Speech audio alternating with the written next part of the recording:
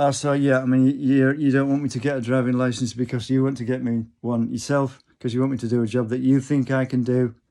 Well, you can. Does that mean I can? I wasn't diagnosed with mania. I've never had mania. That's the well, they cannot even allowed to call it depression anymore, because it's just got mania has got depression such a bad name. They're ridiculously optimistic. They think they can do anything.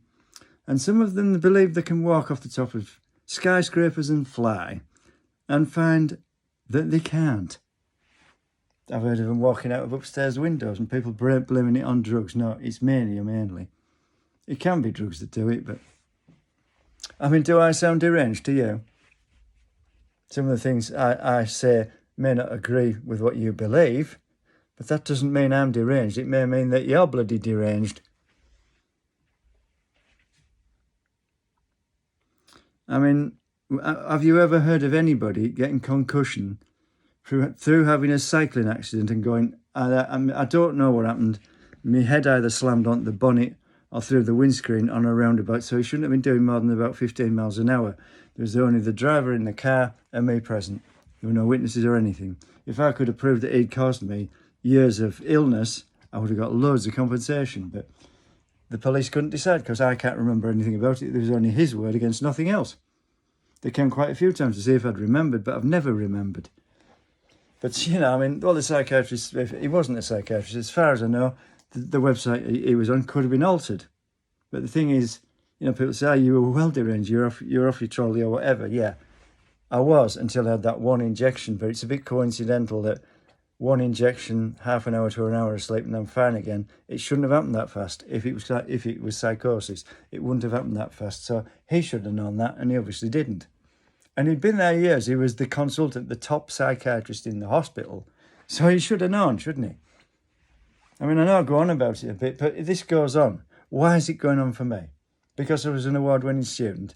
Nobody was really interested in me until then. And the fact that I used to work like a lunatic, not because I was mad. My dad was like that. He was illegitimate in 1927. That was very unusual. And his granddad was struck by lightning. They had a small farm, a rented one, a small holding. I've heard loads of quotes about this, to small holdings being lost and stuff, and people getting struck by lightning, and it's all BS. But then when I said that to my dad, that somebody else quotes that story, he didn't have much to say. But then was it my dad? I don't know. I mean, my uncle suddenly started saying things that just didn't sound like him, and his nose changed shape. Would you imagine a World War II soldier having a nose job? No, nor would I. They maybe would. I doubt if any soldier would. They're just not that vain. I mean, to do what they do, they're not bothered whether they have deodorant on them or whatever. All they're bothered about is not getting killed themselves. But some people are ridiculous. I mean, yeah, I spent a lot of my time amongst Victorians and people who fought in real wars, and not wars between drug gangs and Hells Angels and stuff. Because, yeah, I've seen where some Hells Angel had said to the President of America, "Can we give you a hand with the war, sir?" No, I'd rather you didn't. We're properly trained soldiers to do that. But back then it was illegal not to fight in a uniform. But they don't do that anymore, do they? Well, the proper nations do, but the terrorists don't. They're not. That's the thing. They're not proper soldiers. They don't be well, and they're led by, well, they claim to be religious, but they're just using religion to suit themselves. And I'm afraid, from what I've seen and heard, our kings and queens used to do that. Use religion as a way of controlling the masses. They did. They won't like me saying that, but they did. In the olden days, they did.